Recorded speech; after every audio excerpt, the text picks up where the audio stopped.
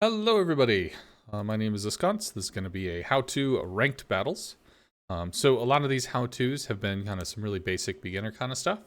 Some people may be familiar with a lot of the basics in the game if you've been around, but there are people that are starting the game every day and they are encountering new stuff, or people that have played for a long time but maybe haven't taken the stab into ranked. They haven't checked it out yet. So first and foremost, I'm going to talk about what is the mode, talk about the rewards, kind of the structure, stuff like that. So I will hop into the client over here. Ranked Battles is a mode that you can choose. We can see it down here. Get some information on the current season, and also there is a little eye in the top right, which can give you the rules. Ranked Battles are mentioned in the primary patch article. So if you check out Ranked Battles here, it will mention that in Bronze League, battles will be held in a 6v6 format with tier 8 ships. In both Silver and Gold Leagues, however, it will be Tier 8 and Super Ships. Note, there is not a limit on how many Tier 10 or Super Ships there could be. It just could be any of them. Super Ships are a little prohibitive to run as they have a high credit cost, so you wouldn't expect to see Super Ships all the time, but if somebody's sitting on a lot of credits and they really like playing a Super Ship, they may bring a Super Ship. For Bronze and Silver Leagues, no more than 1 submarine, 4 battleships, and 4 destroyers are allowed. For Gold League, no more than 1 sub, 3 battleships, and 4 destroyers. You will notice leagues can differ. So Bronze League is tier 8, Silver and Gold are tier 10. In other ranked leagues, you'll have you could potentially have a multi-tier spread of Bronze is say tier 6, Silver is tier 8, Gold is tier 10. There's no rhyme or reason. Really, it's just mixed around so that people can kind of keep it moving, keep it interesting, and also sometimes people have a sweet spot that they really enjoy. They might really enjoy tier 7. They might really enjoy tier 9. And a lot of highly competitive folks do kind of live on tier 10. But you might have some folks that are competitive, but they're not full-on competitive, that prefer something that's more in between. And tier 9 can have some pretty interesting novelty ships. Tier 7 can have a tough time fighting against tier 8s, so tier 7 is like a league unto itself where it's just tier 7s versus tier 7s, can be pretty enjoyable. And for folks that are not big on subs or CVs, having an odd tier, tier 7, tier 9, tier 5, there are no subs or CVs which are odd tier. It helps with matchmaking, but it does allow for a different play experience. So if we go over to the mode, the ranked battle mode, it's going to give you some information right here. It's worth noting that ranked battle is time limited. That actually causes some frustration over here on NA, as there are folks that are on the other side of the world, over in Asia, that are like, hey, this time is not very conducive for me, which is unfortunate. But having it time restricted does help in terms of getting the queue populated, trying to keep the match times, moving. When the queue starts getting over 30 seconds to a minute, people might check out, try something else, and then that hurts the queue because the queue's not filling itself and it slows down and just bogs the whole situation down. So you will have this usually across the afternoon as well as into the evening if you're on the NA mainland. And yeah, as you can see here, session ends in 8 hours. So it goes into the early morning, at least as far as folks on mainland NA are concerned.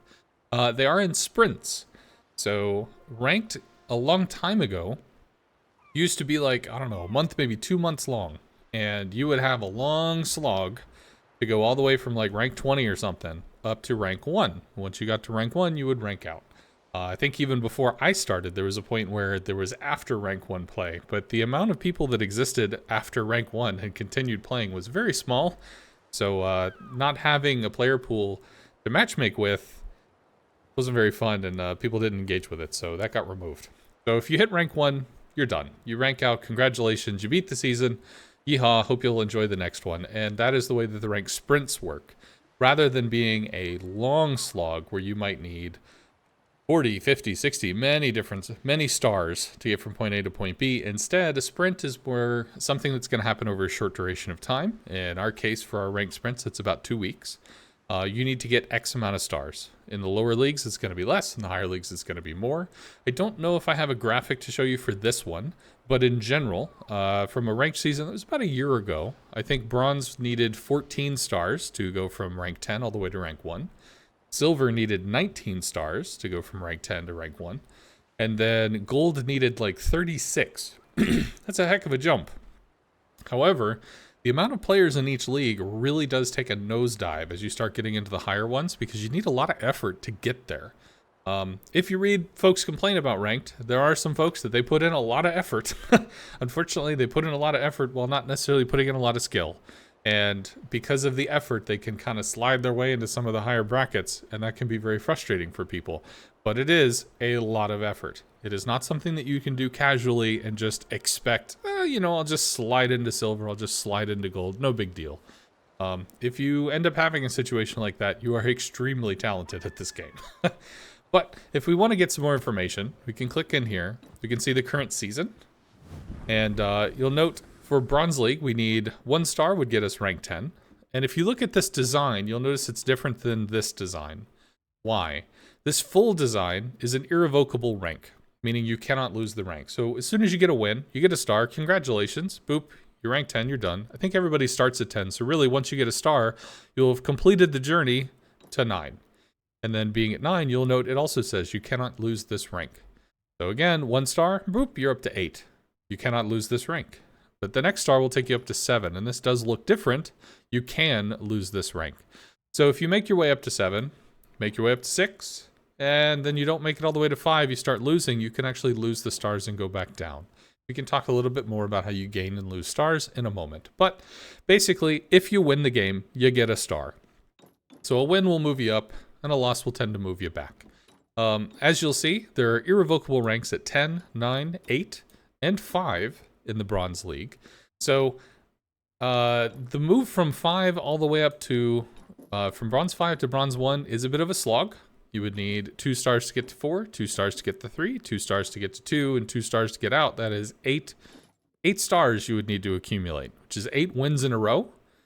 Or if you win 6 and you lose 4, then that's getting 2 stars every 10 battles. So this could potentially be 40 battles to go from here to there if you got a 60% win rate. This can be deceptive. It may look like it's just a hop, skip, and a jump away, but it is not an insignificant amount of time unless you are kicking in a very strong win rate or you save your star. But what does that mean? So if you win, everybody on the winning side gets a star. And as you collect your stars, boop, boop, boop, you go on up the ladder. And if you lose, then you lose a star unless you were number 1 in base XP on the team. You can accumulate base XP through in-game actions, such as taking caps, scouting damage, potential damage. People shot at you, but it is shattered or it missed. So basically, you pulled the attention of the enemy without getting sunk. And dealing damage. Dealing damage is a primary method, but it's not the only one. And dealing damage is not just dependent on how big the number is. Often people will attempt to get a lot of damage on a battleship, but if there's a battleship with 100,000 health and you deal 100,000 damage, you've dealt 1 player's worth of base XP. If there's a destroyer with 20,000 health and you deal 20,000 damage to the destroyer, you have done the same amount in terms of base XP than you would have to the battleship. So very important distinction there. It is worth shooting at destroyers. It is worth shooting at cruisers. Just making the number go up does not necessarily play to your favor. But again, as far as the winning team goes, the 6 winners will get a star. 5 of the losers will not get a star unless they tie. If you tie for first, you actually both will not lose a star. So that's a cool thing. If all 6 tied for first, all 6 would not lose a star. But I don't think I've ever seen that one happen. But I've seen the tie for 1 and 2. So in that case, as we were kind of talking about needing that 40 games, if you had a 50% win rate, but one of those 5 losses you had every 10 games, you saved, well, then you would gain 1 star every 10 battles. So this would end up being 20 battles, 40 battles, 60 battles, 80 battles to get out. So again, it can be deceptive in the amount of time that you need to put in to be able to make this happen, unless you're really overperforming, unless you're really excelling compared to your peers. Moving up to silver, or sorry, actually I should talk about qualification. So once you've hit rank 1, you can stop. 2 weeks later, or each sprint lasts 2 weeks, at the next sprint starting, you will hop back to rank 10 in the league that you were in, and you can do it again. And we'll talk about rewards in a little while as to why you do it in the first place, other than, personal prestige. But if you wanted to continue, if you wanted to climb the ladder, if you wanted to show I know my stuff, then you can hop into qualification where you'll see there are 5 stars needed to qualify from bronze up to silver. When you qualify, you are no longer playing against bronze players. You are playing against silver players or other players that are in qualification to silver. It is quite literally a different player pool. Players in bronze play against players in bronze. Players in silver play against players in silver or qualifying to silver. Players in gold face against players in gold or qualifying for gold. Well, okay, that probably doesn't matter very much, right? So bronze, typically, just as an informal number, is going to have about 90% of the player base that plays ranked. 90%, 9 out of every 10 people, bronze. Moving up to silver, you have 9%. So not just like 1 out of 10 people, it's 9 out of 100 people are up in silver. And then when you get to gold, it's 1 out of 100. It's 1%. So every time you hop a league, you're basically down to a tenth of the player size that you were dealing with before. And then again, a tenth of the player size that you were dealing before. It's a hell of a jump. So if you find yourself getting to ranked 1 and you go into qualification and you're playing some battles and, oh man, just like, what the hell's going on? I was winning, I was doing great, and that's just like suddenly, nothing's happening here. The player pool got better. Now, as the leagues go on, week after week, sprint after sprint, you may have a few extra people qualifying up, a few more people playing ranked, and that can dilute the player pool a little, add some more people in there. Maybe it gets a little more comfortable for you to try to qualify later in the season. But early in the season, it's pretty rough. The people that are going to make it up to silver real quick are the ones that are going to try really hard. The folks that are going to get up to gold really quick are the ones that are going to try super hard, especially in the first week. Because as mentioned, even though there's only, one battle, two stars, etc., this can easily be, 50, 60, 80 battles, even 100 battles. And then this has even more stars. Irrevocable rank, 1 star. 2 stars to get up to 7, 2 stars to get to 6. There's an irrevocable rank here. And then you'll notice no irrevocables here. So that's 2, 4, 7, 10, 13.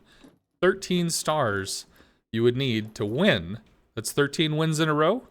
That's potentially 130 battles at a 50% win rate where you're winning a star or saving a star at least once out of the 5 losses per 10. It's a crap load of effort. It's not a joke. But we talked about that a lot. Why would you play ranked? Well, 1, because you get the little icon next to your name, and it's cool to show people, I know how to play the game. Being in Silver League does actually set you apart. Again, it's 9% of the player base. Being in Gold League, top 1% of the player base. But they're also rewards. And if we'll look here, Bronze League, these are representative of wins. You don't have to rank out to get all the cool stuff. Just playing and getting some wins is enough to get the cool stuff. And if that's all you want to get, cool. Get some wins and go do something else. So if you were in Bronze League and you showed up and you had a 50-50 win rate, you're not really excelling, but you're not really failing. You're showing up, you're kind of doing your thing. You're going to accumulate wins. And as you get 3 wins, you'll get 200 steel. Another 3 wins, you get 200 more steel. Another 3 wins, you get 200 steel and you get some bonuses. Another 3 wins, you get 200 doubloons and some bonuses. And another 3 wins, and you get some bonuses as well as some bronze camos. Which, actually, they're very dark. They're kind of hard to see. I can show you in the port if you'd like to see. If you rank out, you will get all the rewards that you haven't gotten yet. And there's a little container thing, which I guess, unfortunately, I can't show you right now. Moving on to silver, it's kind of the same thing. Again, 3 wins equals 200 steel and some camos. More steel, more camos. And again, with the doubloons. So if you're a free-to-play player and you've learned, if you're a free-to-play player and you're not super good, but you want to, be in it to win it, you want to play for a bit, as long as you get 12 wins every 2 weeks, you get 200 doubloons, which is not a joke. If you get up to silver, again, 9% of the player base, but if you get up to silver, you don't have to rank out, but if you can get your 18 wins, you can get 400 doubloons that way. And a few extra doubloons if you do rank out. I think you get a few more in the container there. And for Gold League, you'll see this goes all the way out to 50 wins. Why?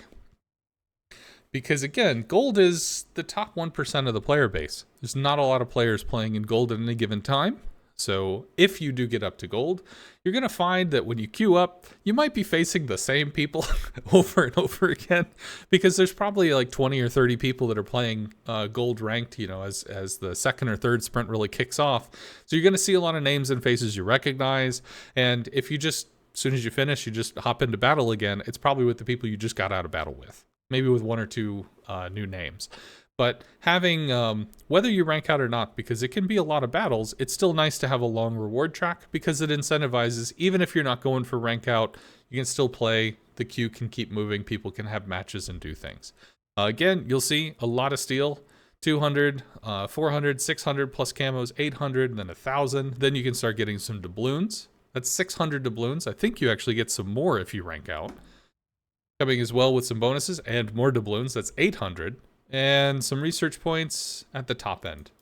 So again, when you do reach rank out, you'll be able to get a container that comes with typically some cool stuff. I think now, and this is recent, we had added some permanent camouflages. So the camos that you get before are expendable. You can wear them, do it once, and then you're done. Which actually, I'm going to show you some of those right now, because they do look cool. So if we scroll on down with the expendables, rar. If we scroll on down, we'll see awarded. So these are things that you cannot get any other way. You only get these through in-game prestige kind of events, or things that you participate in, or potentially collaborations that you might take part in. Community contributor camos, you can only get those from community contributors. But if we check out bronze, it's pretty bronze. However, it makes your ship so dark, it's actually kind of hard to spot out the details. So if you were trying to snipe torpedoes, for instance, they would just blend so deeply in with the ship, it could be quite hard to see. Silver is quite brilliant. We do have a steel camo, and the steel camo is pretty shiny, but silver honestly kind of beats it in terms of just raw bling. And then we have gold. And gold looks nice. It's a solid choice. And I think, don't quote me on this, sorry. I think when you get the rank outs, instead of getting the expendables, you get a permanent that you can attach to a ship of your choice and use it whenever you would like, which I think is pretty cool. The camo's kinda sexy. Alrighty, so if we click, sorry, I will do this a little slower. If we go back to ranked battles and we click the I, you can check out the rules. It mentions Bronze League, it mentions the tier, it mentions what you can play. It is worth mentioning, and I don't quite see this here. It talks about leagues and ranks and seasons and sprints. In the article, there was a mention about limitations, about restrictions. And I want to bring that up. I want to bring that back up to talk about it just a little more.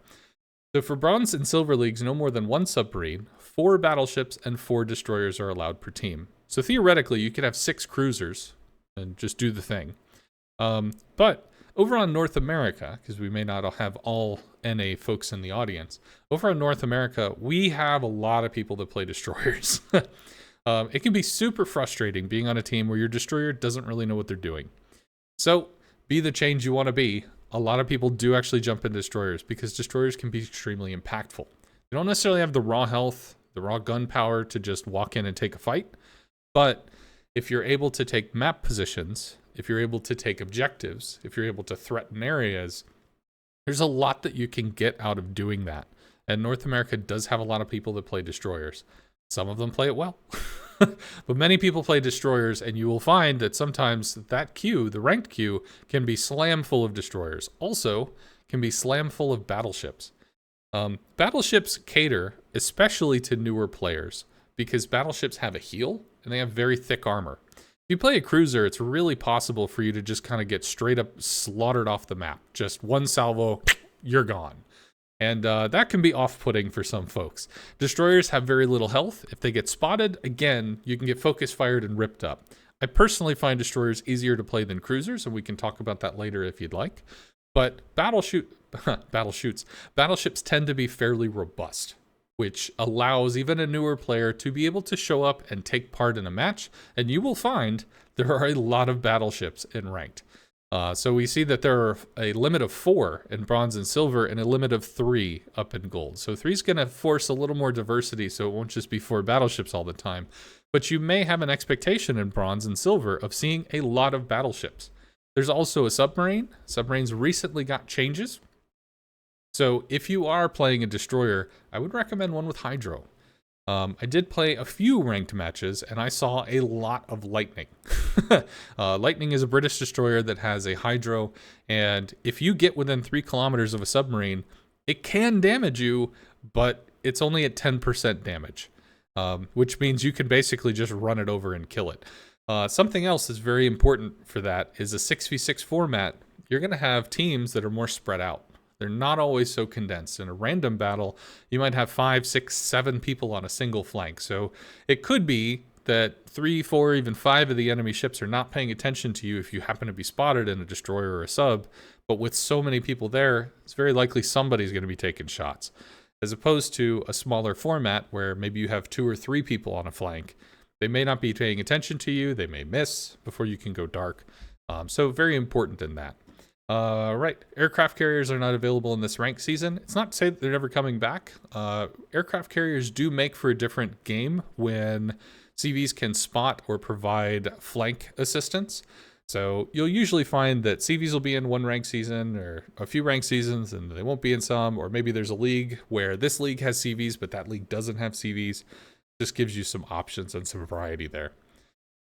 Okay, so we have talked about, just to kind of do some recap, where is the thing? Here's the thing. We've talked about the various ranks that you can acquire, that you need stars to get the ranks, that you can lose ranks, but not irrevocable ranks. When you get to qualification, you are choosing that if you want to keep playing and you get the required amount of stars, you can jump up to the next league, which means you are going to be in that league. You cannot fall back. It's an irrevocable rank. So once you are in that league, you are playing with a different group of players that have put in so much effort that they've actually separated themselves into a smaller player pool. It's not like random battles where everybody's in the single player pool and it's just whoever's there, it's random. It's a smaller subset that you're going to draw from, and they're going to be high effort players. You can continue along the way, but you'll notice there is only 1, 2 irrevocable ranks in silver, and silver has a bit of a grind to get up to silver 1. So you're going to gain a lot of stars, you're going to lose a lot of stars. It's going to take a lot of effort to get up here if you wanted to go to gold, which takes 6 stars to qualify for. And then you'll notice in gold, there are no irrevocable ranks, only 10. So you need 1, 3, 6, 9, 13, 17, 22, 27, 32 stars to rank out. And again, you'll also have an expectation that if you're in bronze rocking a 60% win rate, you're probably going to be rocking a 50 to 55% win rate in silver. If you're rocking a 50 to 55% win rate in silver, you'd probably be rocking a 40 to 45% win rate in gold. There's going to be a pretty significant skill jump if you do qualify up. And with only 6 stars, you might be able to just brute force this, even though it's a little above your ability, where you have some good games and then maybe a few times your teammates carry you. If you get it in a row, you might be able to make the jump. But I'm going to be honest, if you were playing in a qualifier, you're not comfortable, stop. Don't push it. Just stay in the league that you feel like you're showing up, you're contributing, you're having fun, because this is a game. You're supposed to have fun. The difference between one league and the other league is like 200 doubloons for every 2 weeks. It's okay. All right, so that took not too long. That took about 25 minutes. So if we have any questions, I'd be more than happy to take them. I expect some people may ask about ships for various leagues or possible classes and such. We can go over kind of like theory in terms of tactics and such, but I would like to kind of open it up to chat and see if there's any questions and stuff. So Grant Y says, I'm in East Coast Australia. I play on NA. Ranked ends about 5 p.m. in the afternoon my time. Yeah, that's pretty rough. It would be nice for it to be open wider, and I've heard there were some Australians that were mentioning in the past, like when ranked is just, it was up 24 hours a day, like they might sit in queue for 30 minutes, but they'd eventually get a ranked game, and that was better than not having anything. We did make that change, and from what I understand, we're sticking by it. So the time window is kind of a thing. Just play a British DD if you want to get out of bronze fast. I saw several British DDs in when I played some bronze matches. I only played like six or eight. Basically, the submarine changes had come into 13.2, so I hopped into a ranked game just to kind of derp around in a sub and see how it felt. My guess would be that it's a highly subjective ship choice. It can be. The subjective nature of ships. So I do have a lot of people that'll ask me, what is good in ranked? You know, what should I play? Meaning, if I play this ship, I'll win, right? It's not how it works. Our game is a decision-based game. If you bought a chess set that was green instead of blue, that's not going to somehow make you win. It's, you know, the pieces that you're using are not the things that change your ability to make the right decisions. You might find a ship that caters to your playstyle. You might find a ship that you're exceedingly comfortable in or very familiar with.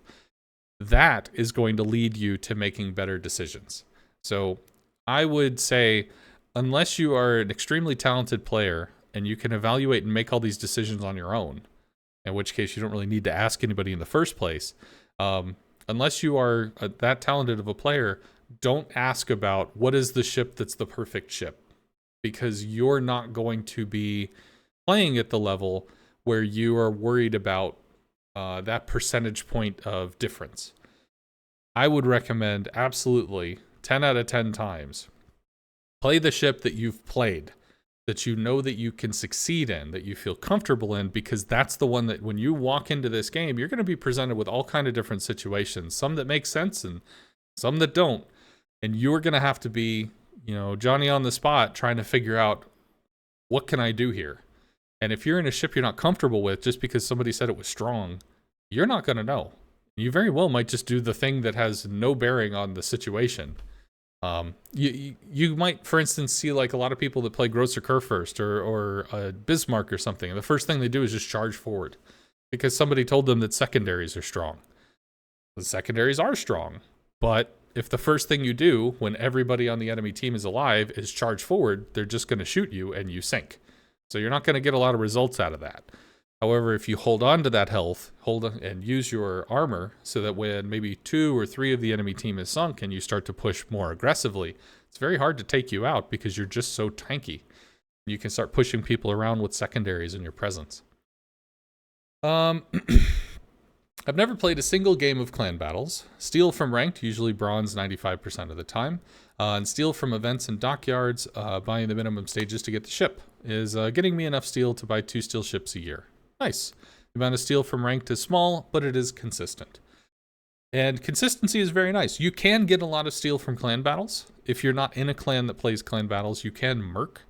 We do have a merc channel on this server, as well as you can, I think there's a way that you can flag yourself as a merc in the game. Gaishu, unfortunately, knows where this is, but I think like if you pick the clan battle choice and you go over here to like divisions or something, you can list yourself somehow. Unfortunately, I don't have the information on that one off the top of my head. So, but if you do play clan battles, it is a wealth of steel, so can recommend. But in lieu of that, if you're looking for steel and if you're looking for doubloons, ranked is a very available choice for that. Your biggest issue with playing Destroyer in ranked is that the battleships get to take advantage of the battleships to take advantage of your spotting. Other than calling out targets, do you have ideas? Well, using F3, like pointing at an enemy and saying, hey, everybody, shoot that, does actually work. People will respond to sound cues, and having the vocalization of like, bruh, please pay attention to this, does draw attention to it. You'll find that a lot of players, especially while they're still new, they'll see something, like they'll see an enemy, and then they'll focus on them. And because they're focused on them, they may not be paying attention to other enemies that appear briefly because they were spotted briefly, or they left cover. And as a battleship, maybe you could punish them, but now they're in cover again. That's too bad. Like, they're not necessarily going to see these opportunities. So sometimes having a vocal call out or just using a vocal command to say like, hey, please pay attention to this, or pinging the map or something, can actually grab. As far as how to use your destroyers, let's see. So what I should do, let me do this. So I did mention talking about tactics, and I would like to do that. So let me change this to that. Can I add paint into this? I'm pretty sure I can. Play capture, game capture, no, window capture, maybe. Paint, question mark. For those that don't know, I am a prolific paint user. It is a thing that I do. So, all right, here we have, a map that we can go off, and we'll say that we've got a cap here, we've got a cap here, and a cap here. Because we kind of run through chat, I'm going to start talking about tactics, if that's okay. If you have any questions, feel free to ask, but for right now, we're just going to do some basic discussions on tactics, because the question here was, if I'm in a destroyer, how do I get my battleships to care? Like if I'm giving them information, how do I get them to pay attention? So this might be a little hard to see, my apologies, but so there's a map, might not be in the rotation right now, but I'm just going to give you like the rough concept of the map here. There's an island here, there's an island there, island center, island there, whatever. Just kind of knocking this out real quick. I believe something like that. Whatever. You're going to start out, you and your buddies are going to start out basically in the same spot. So it's bigger. You might have, say, 2 destroyers, because there are many battleships. We could say there are 3 battleships, and then maybe there's a cruiser or a sub or something. How are these going to disperse? If you were in Bronze League, you have to recognize you're with newer players. You're with players that might not be familiar with the game. As I said, 90% of all people that play ranked are in Bronze. So you're going to have new players. You're going to have players that have been around for a while, but they're casual and they just want to play for fun, or maybe they just want some doubloons from some wins or something. In which case, they're going to do whatever they're going to do. You're not necessarily going to have control over that, because this is a very complex game. And it takes a lot of time, effort, attention to kind of be able to read the map and make strong decisions. In which case, I would not recommend playing with the assumption that, you're going to be playing with somebody who's on a clan battle team where you're communicating and you're going back and forth. Obviously, you could use some chat. Maybe you can get that. But in general, I tend to look at the other players on my team as, what are they playing? So, for instance, this player over here might be in a Bismarck. I don't know who this player is. I have no idea if they're good or bad, or if they're experienced or not experienced, but what I do know is that they're playing a Bismarck. And Bismarcks tend to want to play aggressively. They tend to think, I'm in a Bismarck, I'm in a very strong, hard to kill ship, I have good secondaries, which means they're going to be moving, they're going to move forward, and they're going to want to push aggressively, use secondaries, get closer, fight stuff. You might have another ship. I'm just going to say, whatever, a Vanguard. A Vanguard, it's going to be a little squishier, probably not going to charge in. Vanguard might stay further back and try to shoot at long range. Because it's a British battleship, and that's kind of what people tend to learn, is that in a British battleship, maybe use large, high explosive shells. So without having a discussion with the Bismarck, hey dude, what are you going to do? Without having a discussion with the Vanguard, hey dude, what are you going to do? Looking at the ship, you can start to recognize this ship probably plays like this. That being said, you're going to have people play stuff up, down, sideways, any way that they happen to want to play it.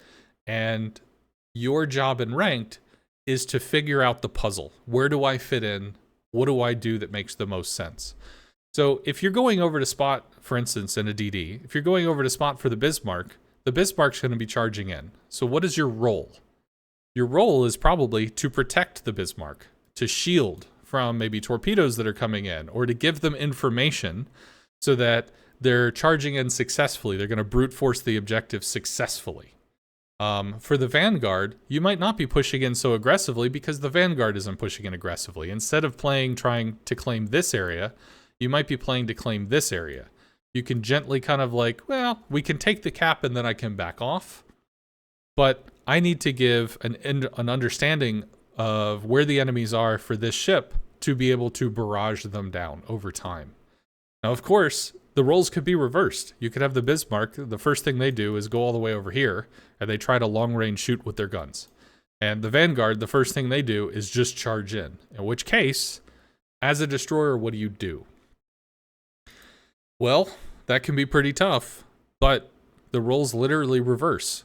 If you have an entire battleship, there's a saying that I heard once a long time ago, which was, if one person does something wrong, it's probably just going to get them killed in a game.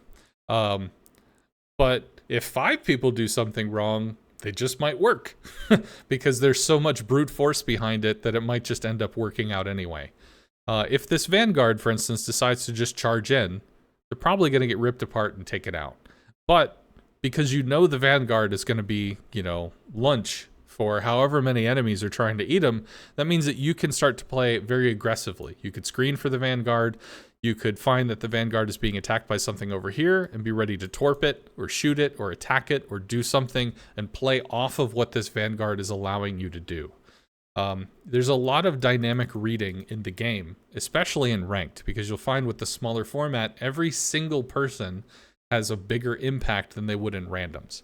When you have 12 people on a team, you're providing 1/12 of what's showing up. When you have 6 people on a team, you are 1/6 of what shows up.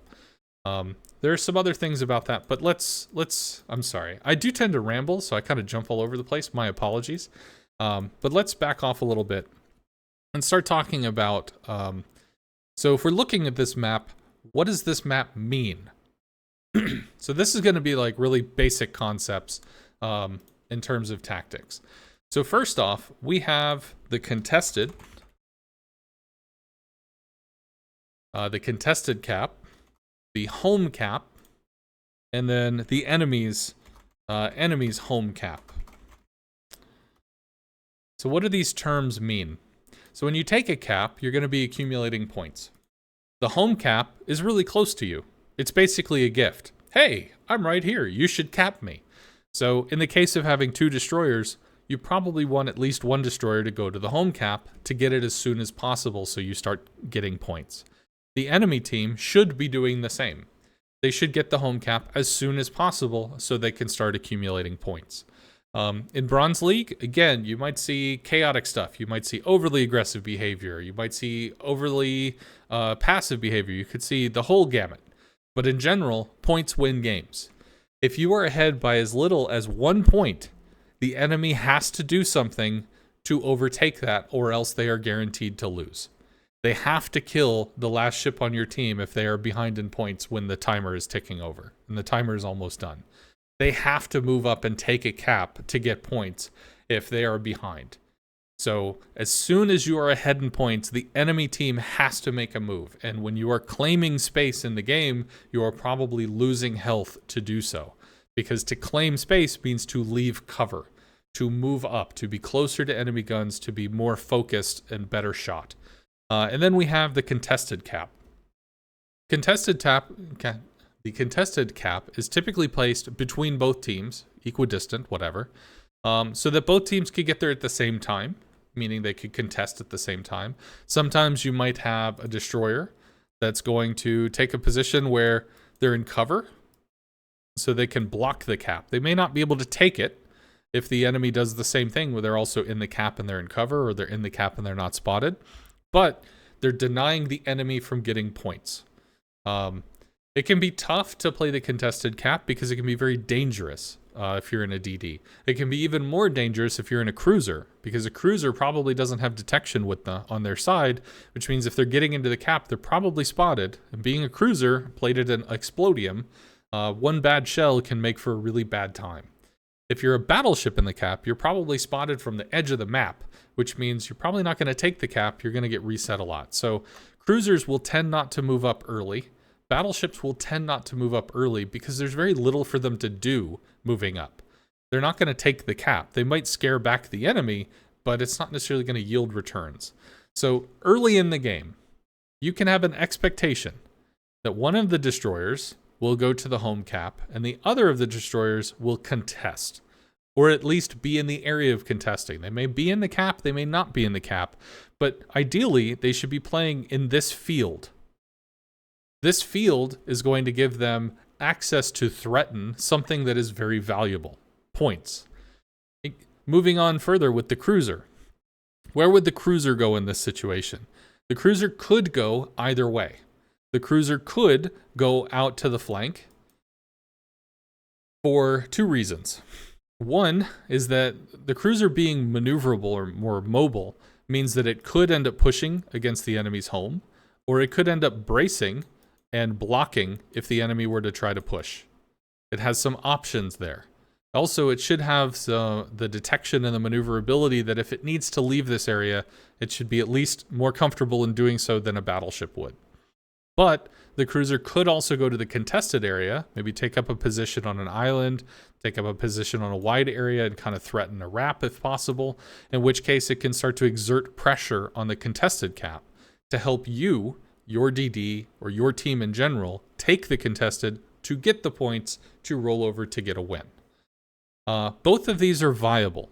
In general, you would assume that a cruiser that's more open water, something that you would expect not to be around an island, is probably going to go over to the flank, or potentially very wide. If you see a cruiser that tends to be more radar-based, like a US cruiser, or something that tends to be hanging out with an island or maybe a smoke screen, those are going to be more in the center of the area. So they might be taking a refuge on this island or this island, something that's close to the fray, but where they're still able to be kind of comfortable, because a cruiser can get hurt pretty badly and needs to factor in how is it going to defend itself. If it's made for flanking, it's probably maneuverable. If it's not, then it's usually made to attack from cover. As far as battleships, if you have 3, you could have 2 go over this way. You could have 2 go over this way. At that point, it's not necessarily better or worse. But I will say this. I played many ranked games where one of the immediate things in chat is like, okay, everybody, just like push through. Just push through. I'm going to warn you that that's an advanced maneuver. It doesn't seem like an advanced maneuver, just group a whole bunch of ships and charge. That doesn't seem very advanced. But why is it an advanced maneuver? Because if the enemy is going to take some positions over here in the contested area, and also going to take some positions over here in the home area, then when this push happens, they're charging into a crossfire, which means they're going to be shot in their side somehow. Being shot on the side means taking a significant amount of damage. So you're walking forward into a large amount of threat, and you may potentially just get ripped apart. The enemy doesn't have to push into you, they just took what you gave them, and then they shoot you from multiple angles and you lose. This is something that organized teams will do. Teams with planning will do. When you're going to hop into a ranked match with a bunch of randos that you don't know, and they're just like, whatever, let's just charge. It could work. It could be so unexpected that the enemy team was not ready for it, or they didn't know how to take advantage of it. But I will say that the higher you go up in leagues, the more you will expect to get ripped apart if you do something very basic like that. Because the enemy is going to know, if they're in this position and I'm in this position, I'm just gonna take them out. So that can be pretty sus.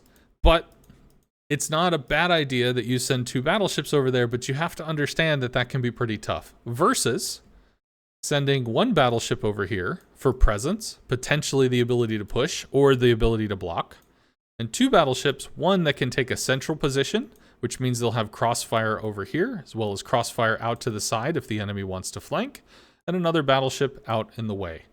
If you guys are starting to win the contested, win some attrition, win some trades, you can start having pushes from multiple positions, which can help you to very aggressively take.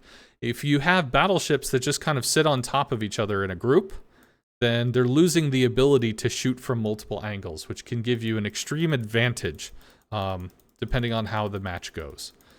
Typically, you'd need the enemy to be in a position where you can shoot them from multiple angles, but if you're setting yourself up for success, you can have an expectation that it's going to go somewhere. So, long story short, there are different ways you could play this. You could have the 2 destroyers run together. You could forsake the home. Maybe the cruiser takes it, or God forbid, maybe a battleship slowly limps over there and takes it like a minute late. If the 2 destroyers, instead of splitting up, decide to stay together, that's kind of like a kill group, where these 2 destroyers might trip across a 1 destroyer, and if the cruisers aren't close enough, if the battleships aren't close enough, they might be able to kill this, before it's able to get away, or severely wound it such that he's like, screw it, I can't play the game, and just backs off. In which case, these two can take some extreme amount of aggression and start to hold the front line. Okay, some other things we can talk about. Frontline positions, midline positions, and backline positions. This. Okay. So frontline position. That. I don't know. It's nice to have the colors. Woo. Then a midline position. Do that in like whatever. I'll have the same color. Sure. And then backline.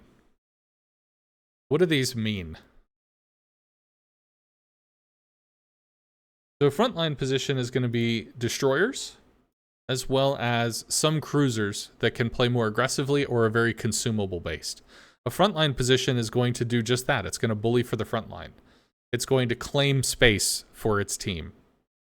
The midline position is going to be supporting the front line. Now, midline, you'll often find a lot of folks that play DPS cruisers. They're going to be there, they're just going to DPS these dudes, or DPS these dudes, or whatever. They're just going to shoot a lot, do a lot of damage. And that does matter. It absolutely matters, because if suddenly the midline disappears, well, then this just runs over, because there's nothing to stop them from moving forward and killing everything. So you can, by having an aggressive mid, you can overwhelm the front and just by virtue of existing, take the space.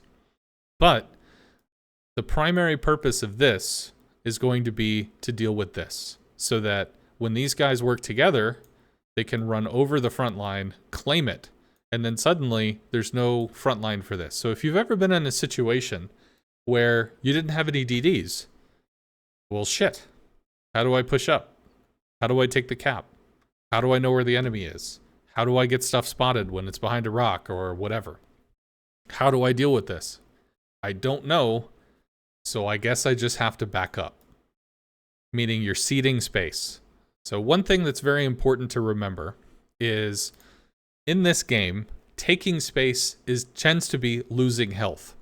So if your front line is trying to push the enemy front line, they're pushing into a position that's making them closer to the enemy cruisers, closer to the enemy battleships, closer to the enemy DDs. The closer you are, the easier you are to hit. If you're the one moving forward, there's a good chance that you're moving forward while you're not in cover, which means there's a good chance that you're taking damage while moving forward. Claim space, lose health. So ideally, your front line can do just that. It can be a line. It can take this and hold it so that your midline can do work on their midline and backline. Your backline can do work on their midline, their backline, because your front line is holding. So to go back to a question that was asked earlier, if I'm in a destroyer and I'm spotting for my battleships, how am I supposed to do something? Well, if you're in a front line and you're holding, if your battleships are winning the trades with the enemy battleships, well then just keep holding, because you are winning over time. If you are holding a front line and your battleships are losing trades with the enemy battleships, perhaps they're just not playing as well. Perhaps the enemy has ships that are they're better at ranged hitting, or they have larger shells and they overmatch, the battleships that you have, or for whatever reason, the enemy's bringing better, more consistent fire. Then you need to look at the situation and recognize this isn't working. I have to do something. It could be that you try to force their front line. And if you force their front line back, then maybe these guys start to back up and they lose their ability to focus your back line. Or maybe you abandon the front line. You just completely screw this. You leave. The front line is open. They start to move forward. When you move forward, you lose health. Meaning you can swing out to the side, maybe drop some torpedoes on cruisers, torpedoes on battleships. Maybe by being back here and opening up with your guns, you've now split the attention of the enemy. Some of the guns will be this way, some of the guns will be that way. Perhaps that's enough for your battleship to start to win the trades and the attrition that are going to go your way. Again, as I said before, this is a game that is all about decision making. So you're going to be in situations where there may not be a way to win. Which can suck. You might be in a situation where this split, You know, you had 2 people go off this way, and 4 people go this way, and they had 6, and they just run you down without you realizing it, and then suddenly it's a 6v4, and then another ship goes, and another ship goes. Like, sometimes the initial deployments or the surprise factor can roll against your team so hard that, well, I guess that's it. You know, in a clan battle, even in high-end clan battles in Hurricane, a single ship could take a bad salvo. Just one nasty hit. Oh, well, I can't contest the front line anymore, so I have to fall back. Now there's no front line. The midline can't do its job. The backline can't do its job. So the midline has to fall back. The backline has to fall back. The enemy team takes the contested cap, and now what? They have more points than you. How are you going to win? Well, I can't contest the front line because I don't have the health. Well, I can't contest their stuff because we can't take position because we don't have a front line. Sounds like a recipe for losing the game. And that happens. So, long and the short of it is, there are things called front lines, mid lines, and back lines. Just because you're in a cruiser does not necessarily mean you're in the mid, that you're in the back, that you're in the front. You will find that just about any ship in the game will have a wide variety of possibilities in terms of what it will do.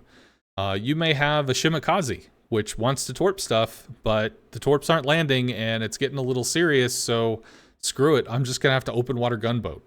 In which case, I'm just throwing shells. Hey, I'm over here, shoot me! Stop shooting the dude that you're ripping the crap out of. Shoot the destroyer, yay, I'm weak. And maybe you light a fire, maybe you light 2 fires and they damage con it, and then suddenly you light more fires. Like, there's possibilities that sometimes you just have to hit the panic button and make something happen. And one other thing that I'll point out, my apologies, I did say I ramble, right? Is that in a 6v6, you have to the best of your ability, you have to make plays.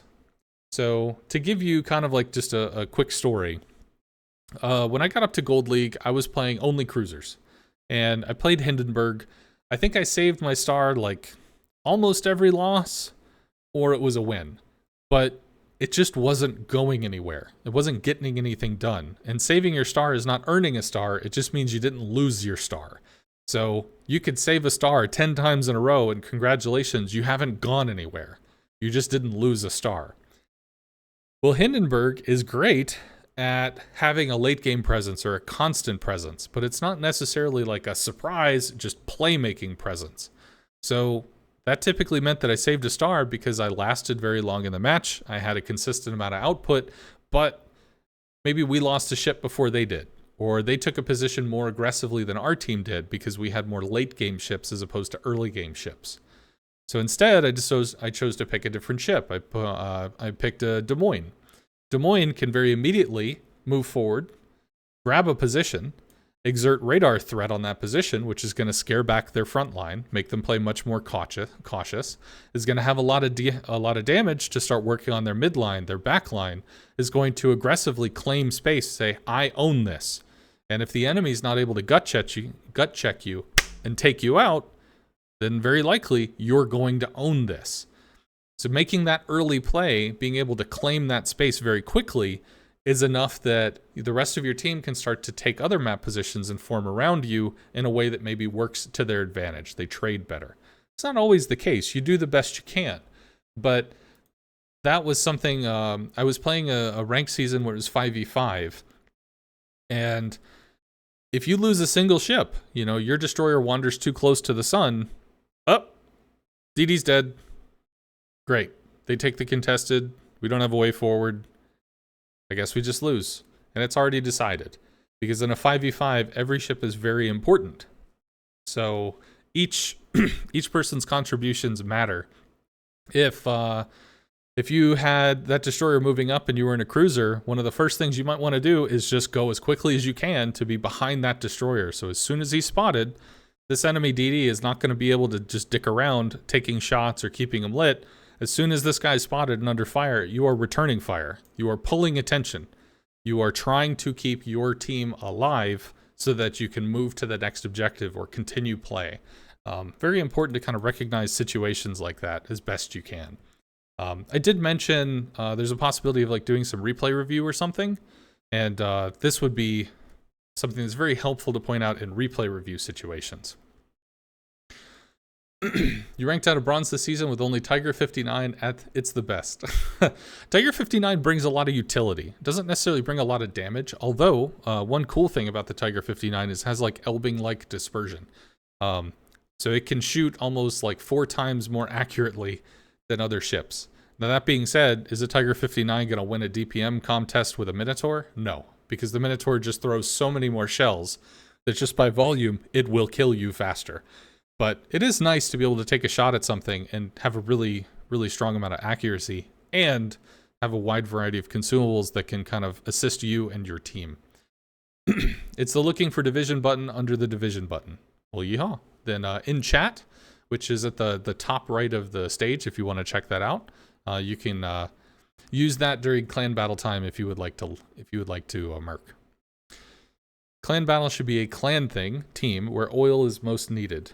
Ranked is personal and oil is not interesting. Well, you can also get oil with naval battles. Naval battles kind of like a more basic competition, so you don't necessarily have to do that in clan battles. Although we did, I think this was before I joined Wargaming. Although maybe not, I don't quite remember. I might have been a CM at that time. There was a change in clan battle rewards, and there was a heavy emphasis on oil. And like longtime clan folks, people in the CC program were like, "What the hell are you doing? Nobody wants this. Everybody has oil." And the answer was like, "Well, we surveyed players, and most people said they need oil. They want more oil to build their clan bases." And in general, it was like, "That's cool. We would like the old reward scheme back." And I think we went back to the older reward scheme, so that was nice. Can you please tell everyone that if you have 2 destroyers, one is a Kleber and one is a Smolensk, and they put them random in the start position, Kleb right and Smolensk left, that the one with the radar has to go to the contested cap and the Kleb goes open. It's an example to use for ships. Thanks, mate. So what does that mean?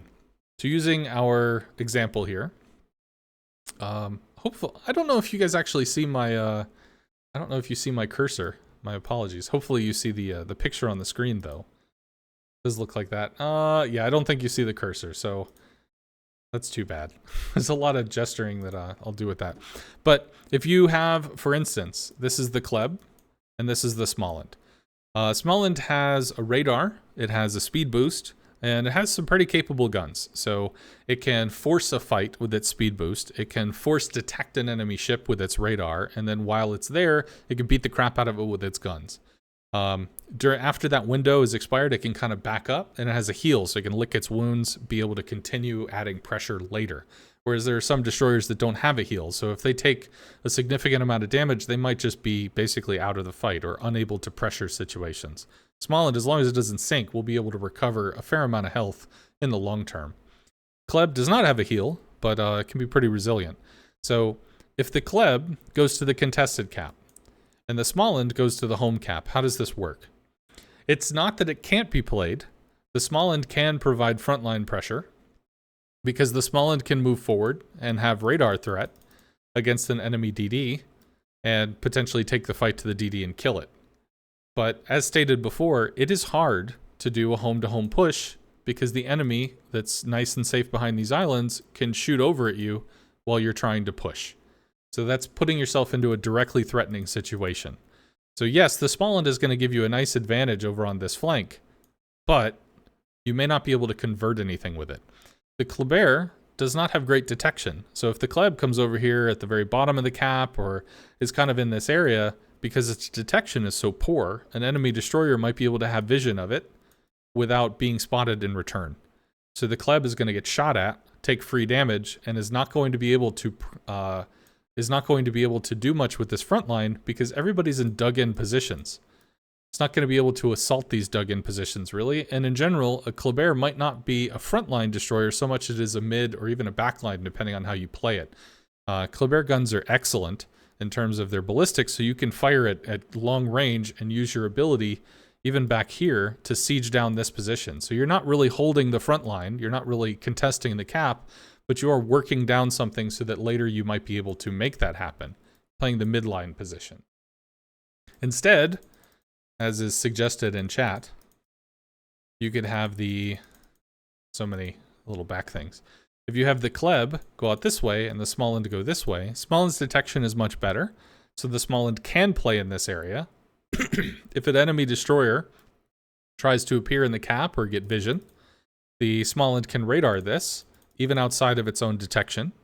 So it can start to spot this, and friends can take shots. It can take shots. It can guard and contest. It can provide this frontline position. Whereas the Colbert, because it's not necessarily going to be charging over here to home, it can play in the open. It can also play in the back. So if the enemy decides to push, it can fade back and shoot at them. If the enemy is more static and just trying to protect its home, it can go wide and it can shoot from a long range distance to try to pepper them down. But mostly because it's open water, it can use its speed to avoid taking incoming damage and give itself any advantage possible. French ships do like to rely on speed. Looks like there's more questions in the chat, or more things in the chat. Corium QQ and Silver Dragonhawk are typing, and it looks like it's 8:05, so been going for about an hour. I would like to ask, we're up to about 13 folks. If this has been interesting to you, if this has been helpful to you, if you've enjoyed it, if you could write something in the chat, yes, I like this, it was cool, whatever. If you didn't like it, you can say that as well. It's good to have feedback from all situations. But it's just helpful for me to know, how did this work? How did this work for you? Did it meet your expectations? Did it exceed it? Was it like, well, this is really basic, man, I just didn't care. All of those things are valuable. Are there any ships that are too cliche or situational to be helpful or good for ranked? That's a good question. So in competitive, you'll find, let me go back to this. I'm going to move these two things over a little bit. Boot. Okay. So in competitive, you're going to find that out of 3 ships, the competitive player is going to pick the ship that does the most for what they're trying to do. So if we have, I'm trying to think of how to present this, I'm sorry. So if we think of torp boat, torpedoes, there could be 3 ships. Ship A, Ship B, Ship C, whatever. And Ship A has very powerful torpedoes, super powerful torpedoes.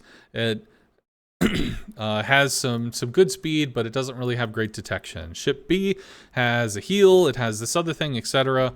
So this might be a Shimakaze, this might be a Holland, this might be a Z-52, whatever. In general, so we'll say like this one has a heel, this one has fast. This one does not necessarily have detection, but it has like fast reload time. And really, that's say it. So if you're looking for a torpedo boat, I want to play a torp boat. I want to do torp boat things in a competitive situation. I want to make torp boat plays. So given these 3 options, the Shima, the Holland, and the Z-52, which one would you pick?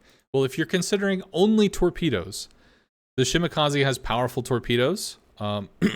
That has like large volume of them. The Holland has not heavy damage, but a lot of very fast torpedoes, so it can secure some damage. But when you're looking at it, you're probably not going to pick the Z-52, especially for just torpedoes. Yes, it has torpedoes. Yes, it can use the torpedoes, but it's not the best. It's not the thing that stands out for torpedoes. So in general, if you were looking for something that's quote-unquote cliche or whatever, if you wanted to be a torpedo boat, you would try to pick a thing that's going to function to that task. And when you talk to people that are in the competitive scene, specifically for like clan battles, when people are talking about ships that they're going to bring, they're only thinking about, I need a tanky ship for this position. What are the tankiest ships?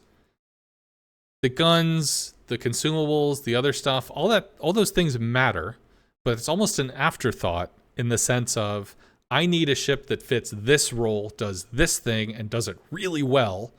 And then I'm going to pick the one that, fits the more niche concept because it's providing the gunpowder it needs, or it provides the consumable radar that it needs, or whatever. So if you're looking for a ship that's going to define a playstyle, you can think of it that way. The Z52, and I quote this one because I play the Z52 all the time. Z52 is a little bit more of a generalist. The detection is not the best.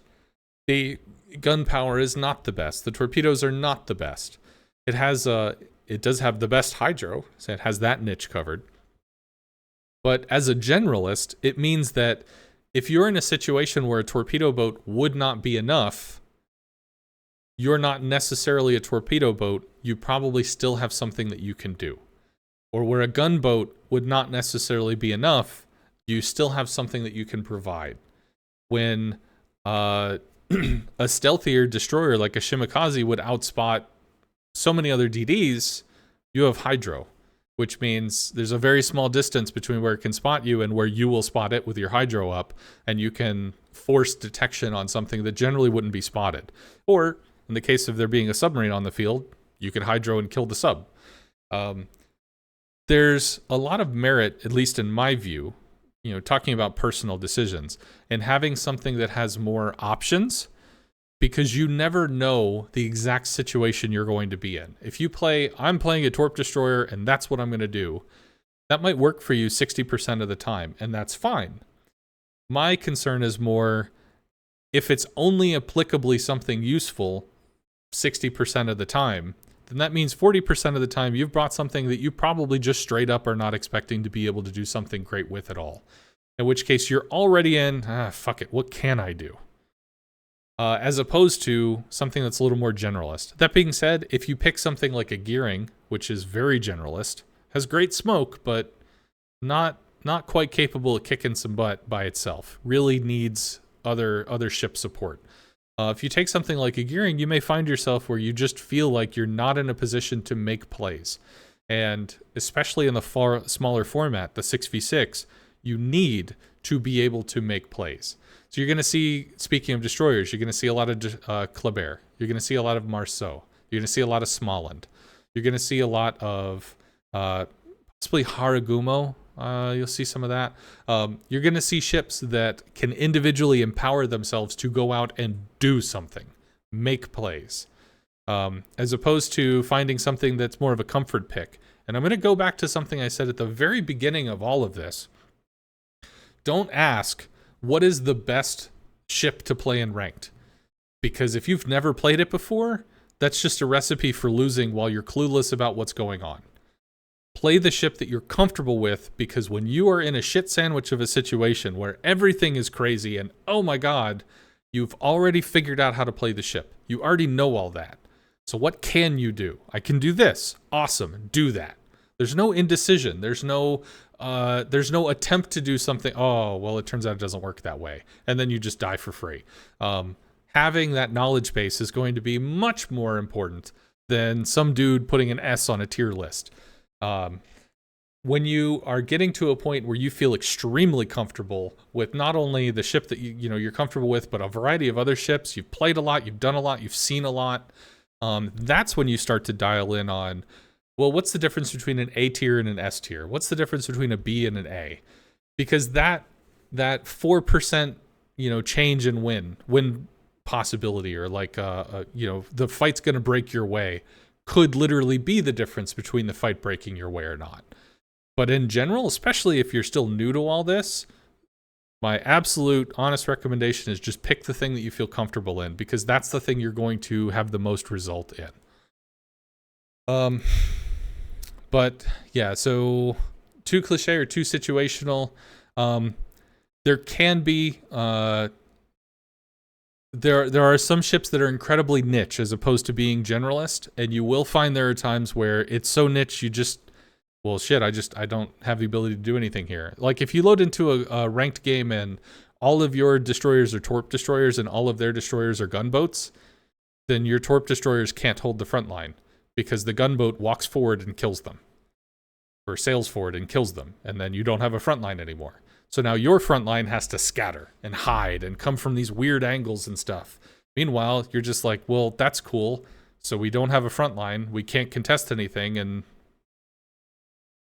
I guess we'll just do the best we can. And those tend to make for very awkward situations. What is the purpose of this presentation to 13 people?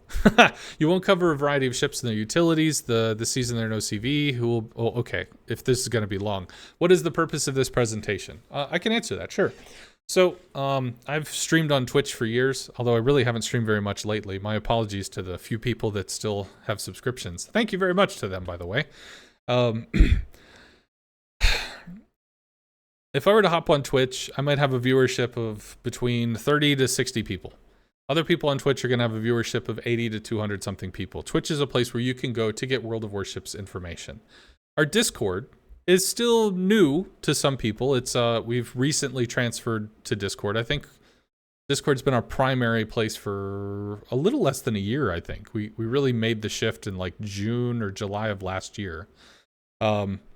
And one of the things that we can do is we have a lot of talented staff. We have a lot of people that have been in the community for a long time, played the game for a long time, and have a lot of knowledge. And we often get requests. Wargaming, why is it that you allow people to play your game and have no clue what's going on?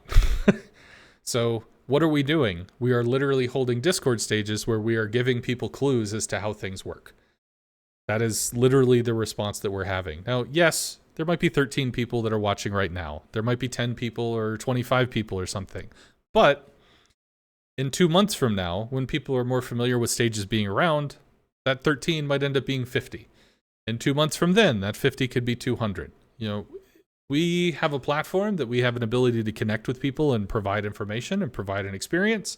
And the way that you grow that platform is by getting out there and doing something. So that is what we are doing. We are getting out there and we are providing how to play these ships, how to do these things, how to figure stuff out, and hopefully engaging in interesting content. Fingers crossed. You won't cover a variety of ships and their utilities. This season there are no CVs who will break your short mid-range strategies. CVs don't care. I don't necessarily agree with that one. CVs have to play. Okay, so let me go back to this. So there are not CVs in this season, but when a CV decides to go after destroyers, what are they doing? They are putting pressure on the enemy's front line. So if they put pressure on the enemy's front line and they cause the enemy's front line to start to back up, what does that do? It takes pressure off of their team to allow them to move forward or to claim space or to apply more pressure while these other guys back off. So is the CV ignoring the front mid back? No, the CV is using the front mid back when making decisions as to how to try to assist the team. If the CV is instead putting pressure on the midline, perhaps the midline is out trading, and it's really working down the cruisers. They're not able to hold their positions. Working down the battleships are starting to back up. CV comes over and starts to apply pressure here. Maybe that causes this cruiser to tuck in a little tighter to an island or back off, or maybe the CV gets a good strike in, and the cruiser's like, oh shit, I need to go dark so that I can heal. That again pulls pressure off of this other side. There are a lot of people that look at a CV and they'll see that, well, the CV could do damage. Awesome. The CV dealing damage to the midline does not claim the space. The people that claim the space are these folks right here moving forward and claiming the space. What the CV can do is set them up to be able to claim the space or pressure the space or things of that nature. As a carrier, when you take off with a flight, you're making a decision. Where can I apply pressure? You go over, you apply pressure. Did that pressure break the situation to your team's favor? If not, do I need to go back and apply more pressure? If it did, good. Do I need to apply pressure somewhere else? You might need to go to the other flank. You might need to counter the enemy CV trying to apply pressure. You might continue to apply pressure to that area to try to help push that flank over so badly that it's broken and your team can overtake. But you're very rarely going to see a CV come over and beat up this cruiser or whatever and then just be like, lol, I'm a CV, and just charge in and like take the flank or something. Yeah, I guess I'm just going to cap now. Like, that really doesn't happen very often. What you're going to see is the CV is going to be assisting ships that are on the field. Not so much that the CV is just going to charge forward and just do all sorts of stuff. Hey, bro, I'm here. What's up? I'll take this. I'll take that. I'll take this position too. It's just not how it works. With ranked, there is an assumption that everyone in the game wants to win and knows the basics of the game. You could assume they know a lot more. I would say, if you ever assume that your enemy does not understand what's going on, then you have already lost. You may still win, but you have already set yourself up to lose. Because you're going to assume that they're not going to take the shot that kills you. You're going to assume that they're not going to properly block, a push that you want to do, or see you do something when you are weak. You do yourself a disservice to assume that the enemy is bad. And in general, if you look at like memes on the internet, my team is a bunch of people like, ha ha ha ha, just like derping around being silly, whereas their team are like regimented officers that are communicating and making shit happen.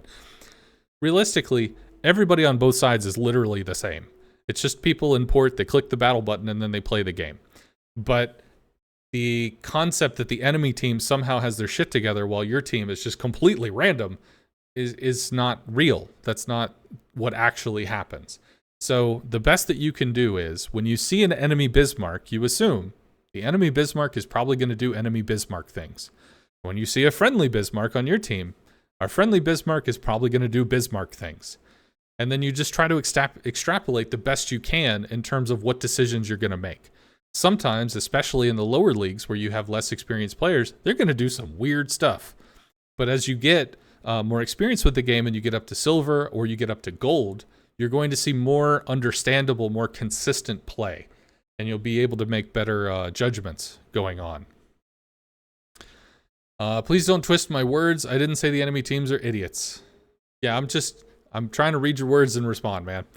How do you deal with players who throw the game on purpose? That is an excellent question. So, I'm not going to throw to my screen per se, but what I will do, I might actually be able to do that.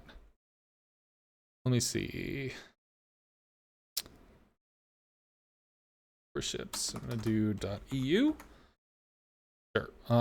Let's see how this works. Let me go to studio mode for a second here. Yeah, it seems like it's probably okay. Woo. Okay. Done the thing. How do you deal with folks that are basically griefing, throwing away their thing? Okay, so we have up here, this is worldofwarships.eu, and over here this is worldofwarships.com, whatever. So North America. If you wanted to go, if you were playing on SCA, it'd be worldofwarships.asia, I think it is. But you'll go here, player support. Player support is going to hop to basically a frequently asked questions. So, I mean, you might be able to get some good answers here. I haven't personally gone through it all. What you need is to scroll down and see this little orange button, Contact Support. So you click the Contact Support button, you'll get some prompts. Why? Because CS agents get literally hundreds or thousands of tickets to deal with a day. We have a team of CS agents. They're good people. I know their names. I know what they look like. They're excellent, wonderful people. So please don't mistreat them. They deal with a lot, like when you're in customer support or customer service, you're going to deal with a lot of folks that are angry. It's part of the job. But sometimes there are folks that go out of their way to just demean you or to be like, you don't do anything anyway. No, they show up, they do their job, they make stuff happen. They're good people. But you have a login issue, do you have an account issue, a payment issue, etc. On the bottom here, reports and appeals. This one's for EU. This one's going to be for NA. Same thing. Just going to scroll down, go to the button. Violations and penalties, whatever. It's got a different name. Who cares? So you can appeal an issue. Hopefully you're not somebody who's had to deal with a sanction. Most people mathematically do not, but some people do. So report a violation. This will be for EU. Report a report. This will be for NA. And there's some options here. In battle, in the chat, inappropriate nickname, inappropriate clan tag, emblem, etc. And over here, usernames, chat violations, unsportsmanlike conduct. So I'm going to tell you now, there are some people that think this person played terribly. They are a bot. Don't assume that. Sometimes people could play worse than somebody. Somebody could try to make a bot and probably come up with a better concept than somebody who really just doesn't know how to play the game and does some really fantastically weird stuff. This is not going to get you anywhere. We actually detect for botting very routinely. I get those reports and those people lose their accounts. So it's not a thing to be overly concerned about. What is concerning are gameplay issues. So the question was, what happens if you have somebody that just intentionally throws away a ship? You know, like you've probably had an experience at some point where people are like, you guys suck, screw this, I'm out. And they just charge forward and die. Or like screw this team. I don't, you guys don't even deserve to win. And then they leave and they go off to the border or something. If you've ever had that experience, you need to make a CS ticket. You need to go through this process. Unsportsmanlike conduct. And for EU, it's rigged battle. Basically, they are helping the enemy team. And you make a ticket. Log in, do the thing, make a ticket, send in a replay, give a description. For chat issues, we have chat sanctions. For gameplay issues, we have game sanctions. Up to and including loss of account. So if somebody's going to do something bad, and they put thousands of hours into their account, whether they put money into it at all doesn't matter, but they put, a lot of time and effort into their account, and they do something stupid because they got angry one day, it's unlikely that they're going to be kicked off and ejected into the face of the sun because they were a jerk once. But if they're a jerk again, if they do things repeatedly, habitually, if they decide that they're just going to be happy screwing people over, CS tickets have a way for us to track this, a way for us to escalate this, and a way for us to end accounts that continually do stuff like this. So if you have somebody that's in a ranked situation that is screwing over their team, for EU, this is the link you need. For NA, in battle, collusion, that's going to be this one. This is the link you need. Make a ticket, add a replay. If it was particularly egregious, if they were obnoxious, let a community manager know. A CS agent is going to go through, again, hundreds, thousands of tickets. So they're going to do something, they're going to verify something, they're going to sanction, they're going to move on. They're not going to sit and linger about something. They're going to do it, they're going to verify it, they're going to sanction, they're going to move on. If you give it to a community manager, there's this guy, and he's constantly annoying, and I don't know how many people are actually making tickets, but I just had it. It was obnoxious. I know the dude's name. There people talk about him all the time, but I've only experienced him once. I made a ticket. Here's the ticket number. That's something that as a community manager, I want to be aware of. I want to know that somebody smells like a wet fart wherever they go, so that I can be aware that if I hear that name again, or if I run across that, I have the ability to look into it, dive a little deeper. I can ask some questions. I have the time in my day to be able to dig around and to assist CS in their escalation process. So it's not that you need to tag a CM's, tug on a TM shirt anytime you experience something that's obnoxious. But if you experience something that's obnoxious, whether it's just awful chat, somebody is just like completely going crazy in the chat, or somebody is griefing intentionally, make a ticket and then let a CM know about that ticket and what happened, because we want to know when stuff is going weird. That's very important for us. So for NA, I'll go ahead and put these because I literally did them. For NA, it is that link. For EU, it is this link.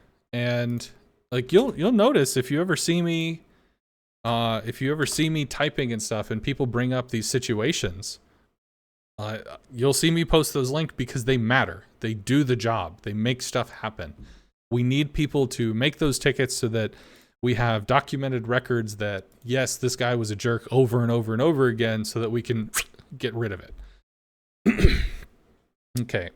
No one says staff aren't good people, but honestly, it's hard to assume players will be objective. Okay. Plus, does staff have time to watch hundreds of replays? Why I have to lose my time with these tickets. I won't report them all. This seems not inadequate. Well,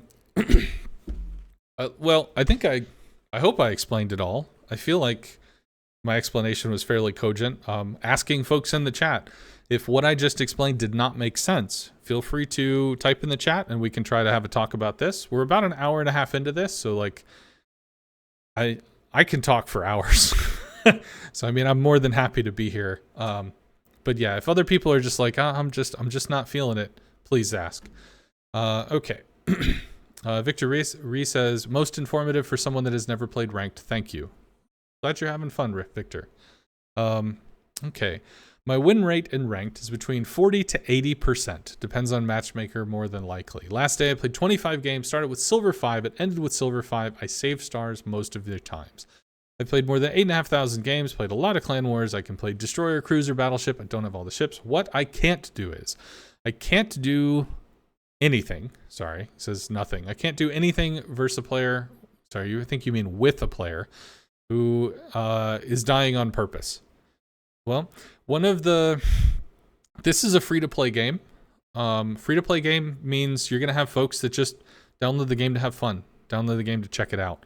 You're going to have excellent players, you're going to have not excellent players. The best thing I can tell you, especially in terms of ranked, is you have the ability to control the players that are going to be on your team. You have the ability to control, are they going to be players in Bronze League? Are they going to be players in Silver League? Are they going to be players in Gold League? And as I mentioned earlier, Bronze is about 90% of the ranked player base, Silver is about 9%, and then Gold is about 1%. So if you want to put yourself in the 1%, get to Gold. And it can be tough, but if you are a solid, consistent player that can kick up to 80% and stay that way, well, then you'll end up getting to Gold. You're talking, you're playing in Silver and you ended in Silver. It can be a long journey. I had a friend of mine who taught me Hurricane play. Been playing for years, excellent player. The way that he approaches ranked is he plays and he gets two stars a day. He plays until he gets 2 stars. And if he just plays long enough that he's only gotten 1 star or something, he stops. And then he plays the next day and he plays until he gets 2 stars. And he just does that. Climbs up, gets the rewards, does the thing, whatever. He's not too worried about it, really. And if he has fun, he can keep playing, but he usually just plays until he gets 2 and then he stops.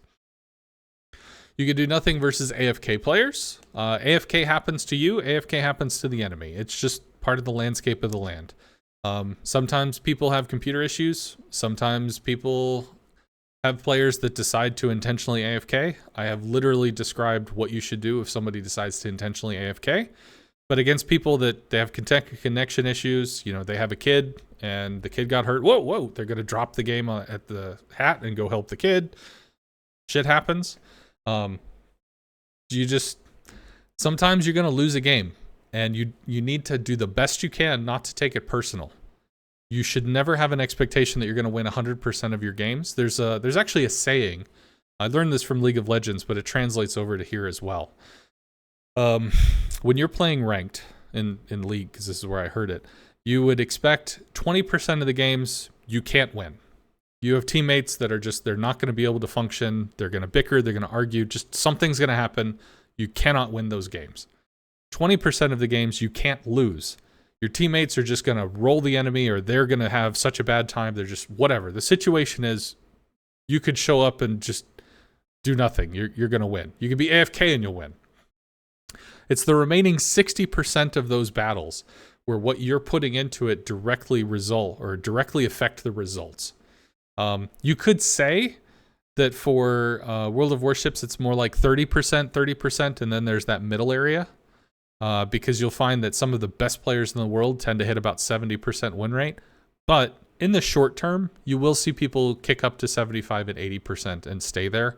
So pick your poison. I would say 20, and then there's the 60% in the middle. But you need to understand that sometimes you're going to go into a game and it's going to be a loss. And you could play your heart out and it ends up being a loss. 20% of the games you cannot win. You just can't. And there's nothing wrong with that. I mean, obviously it sucks to be in a situation where it feels like, oh man, I put in my time and all I get is a loss. Such is the nature of a team game. Sometimes you can be on a team and one week everybody's they're on the ball, and then the next week 1 or 2 people are sick and they're just not feeling it, man. And even though it's the same people with the same skills, just not happening that week. Or maybe the enemy is just really good. You never know. You can do nothing versus battleship snipers who play from the back seat and won't share damage until it's a 2v7. You just factor that into your play, man. Again, you can't assume that the enemy is filled with these elite, the best players that ever existed, while your team is just complete trash. It's just not the reality of it.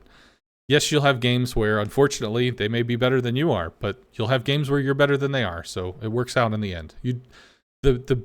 You have to remember, the one person that is in every single match that you play is you. So do the best you can.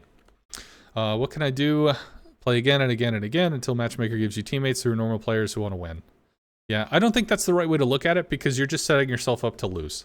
You're just saying that unless my team is going to carry me, then I'm not capable of winning. And I don't think that's going to get you very far in a mode that you are trying to carry yourself to where you are.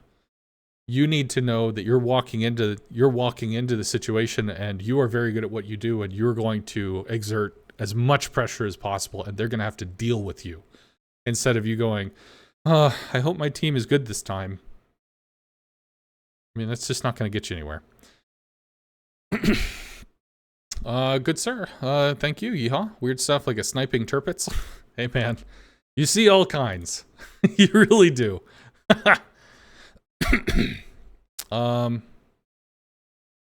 Okay, we're all familiar with it. I try not to let it spoil your day. Next match will be different. Yeah.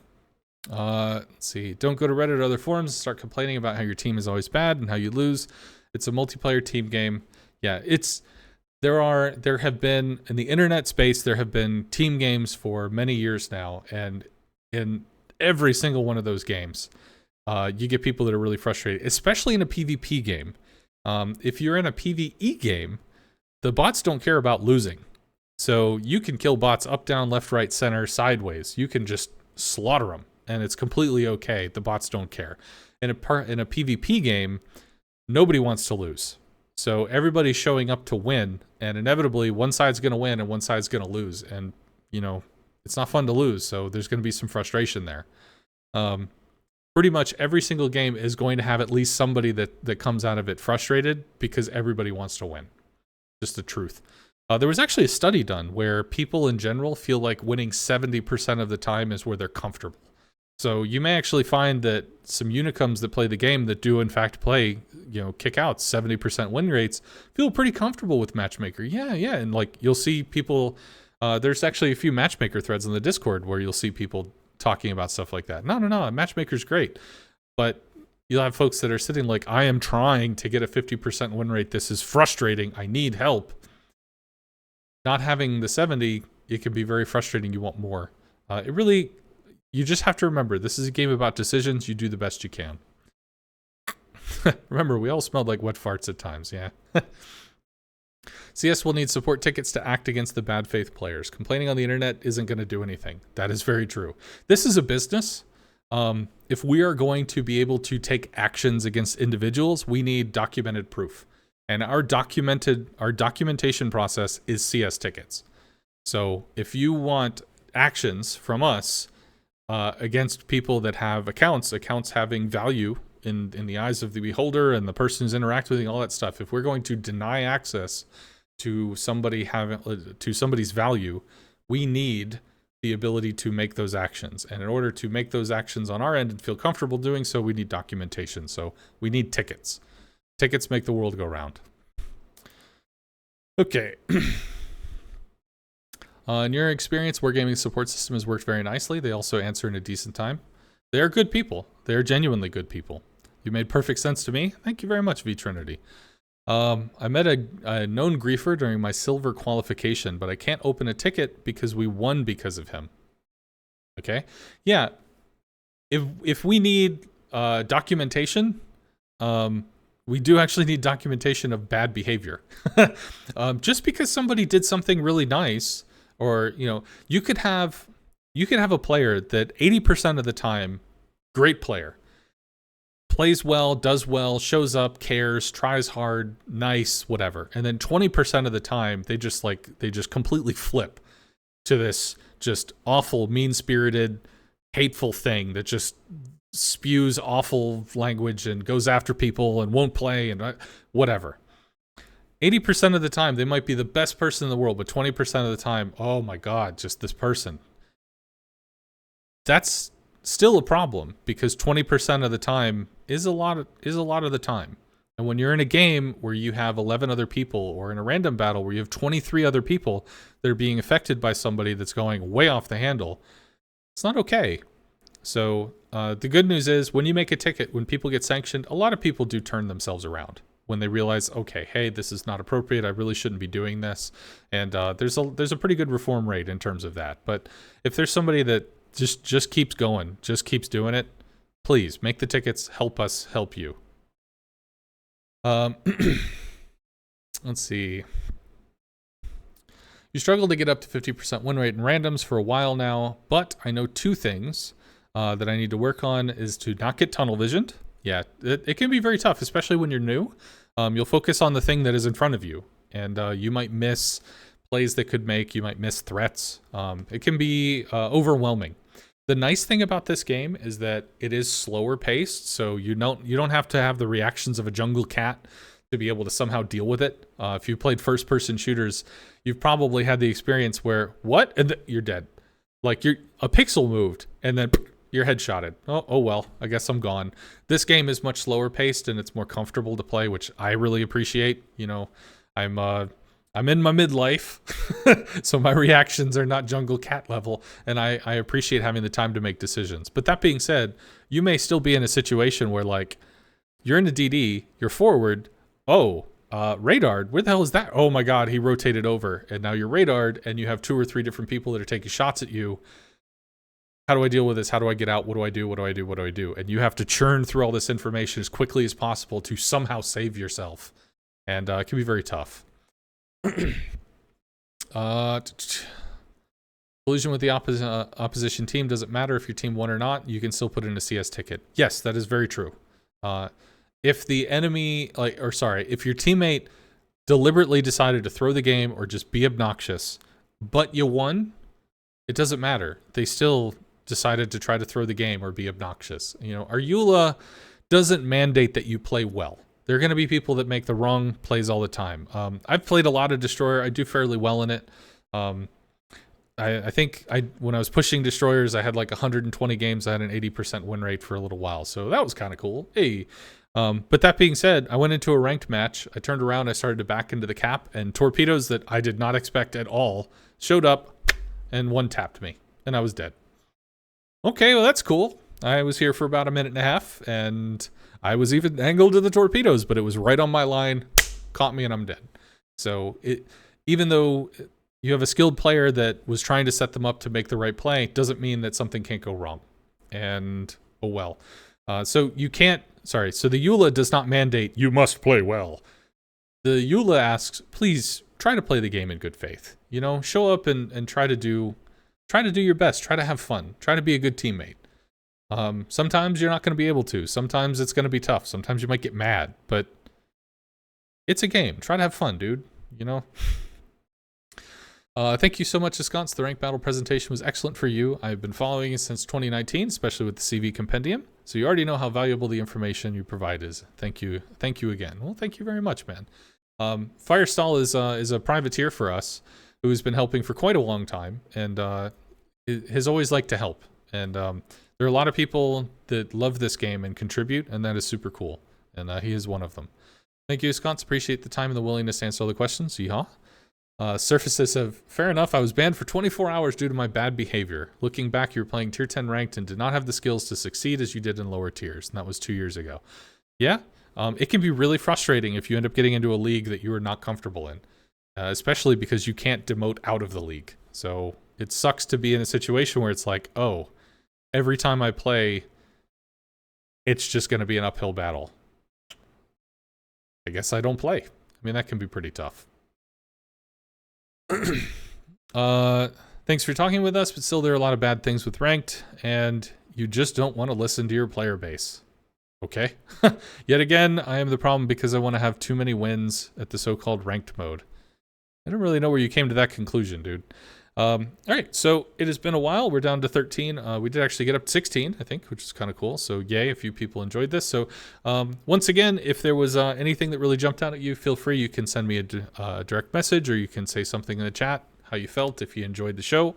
But for me, that is going to be it. So thank you very much for hanging out. I will be doing more how-tos in the future. I think we're going to have something about the Wisconsin. I've been doing these every 2 weeks at 7 p.m. Central, so I'll probably be continuing that. So I think we're going to be doing one for the Wisconsin, and then we're going to have another one. Oh my goodness. I think it's Introduction to DDs. So basically, what are Destroyer plays? So we actually talked about kind of like frontline stuff and things like that. So I'll be trying to go into the various nations, the various kind of Destroyer concepts, gunboats, torp boats, various things that you can do, and take questions, etc. So... all right, have a lovely time, and yeehaw, it's been fun. What happens if you rank out before getting all the rewards? The sprint ends and a new sprint starts, and you can get more rewards than the new sprint. So you can only get the ones in a sprint for so long, and then the next sprint starts, or the rank season ends. That's all. It's just like, a combat mission that refreshes every 2 weeks. If you didn't finish it, I'll be back again. Right? See ya.